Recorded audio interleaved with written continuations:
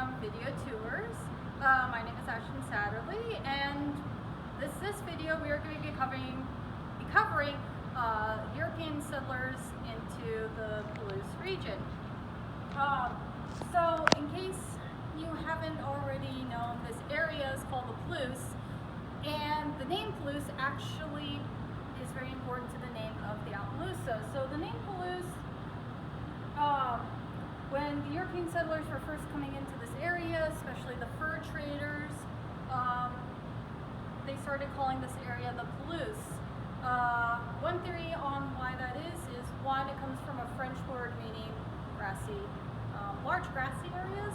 Another is that it comes from the Appaloosa tribe, a related tribe to the Nez Perce who predominantly lived in this area, or some combination of both of those things. And when they came down in here, they started to notice the spotted horse, the Appaloosa, with the tribes, and they started calling them Appaloosa horses.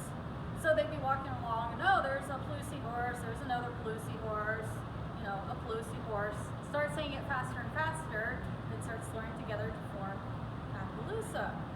So the horse is actually named after this region for the Europeans and modern breed standards.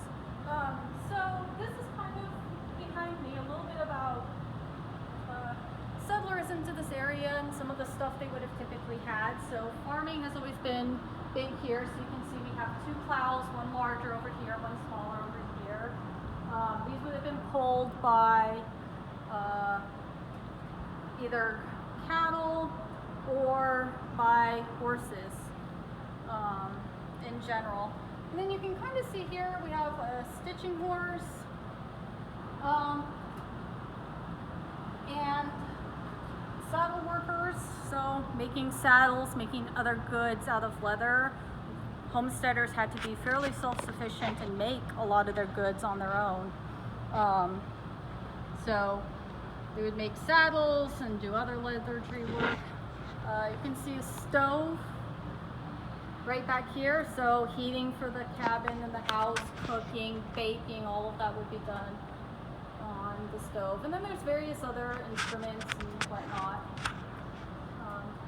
back in this area.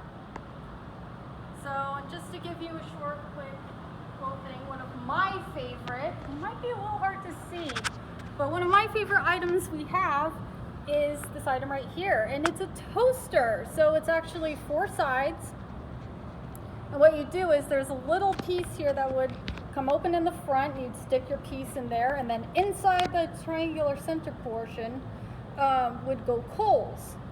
And so you toast one side of your bread, open it up, and toast the other side, and you can do that with 4 pieces of bread. But here's sort of, you know, typical stuff that you would see. So cast iron pots, cast iron liquid containers, lanterns, bells and hobbles for horses, irons for ironing clothes, clock, you have your tea kettle, coffee maker, whatever you prefer. So not a lot has changed. I mean, from the settlers, we just obviously have, you know, more stuff. We have electricity, but I mean, even then, you know, pretty much life, you know, was as it is today. So moving on, we have a lot of different saddles on display. So coming in from our saddle working bench, you can see a lot of Western saddles here. Western saddles, of course, were predominantly used here in the Wild West. They were good for roping cattle and whatnot, and so horses would have been used like this. And Appaloosas were also used by Europeans when they could trade and get them. So these would have also been some of the saddles that would have been used by Westerners for Appaloosas. And Appaloosas having a pretty tame and docile personality. They're pretty easygoing as far as horses go. They like being around people, and that was one of the characteristics that the Nez Perce bred into them, is easygoing, very intelligent, social horses. All herd animals are social, but you know, they like being with people. They like being with other horses. So that kind of made them ideal for both the Nez Perce and Native Americans to use, but also for the settlers to come in and use, because they were very nice, very easygoing, easy to train, smart horses. So, of course, up above here we also have various different types of chaps. These were leg protections used for when riding out in the bush. You don't want to get your pants all cut up and your legs gouged. So, then finally over here, great examples of various different types of spurs. These are typically worn over the boots on the heel.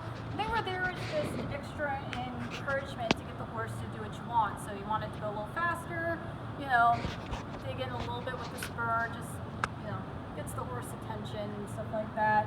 Lassos, hobbles, and then your typical bridle, bit, and reins. So, thank you for watching, and I'll see you in the next video.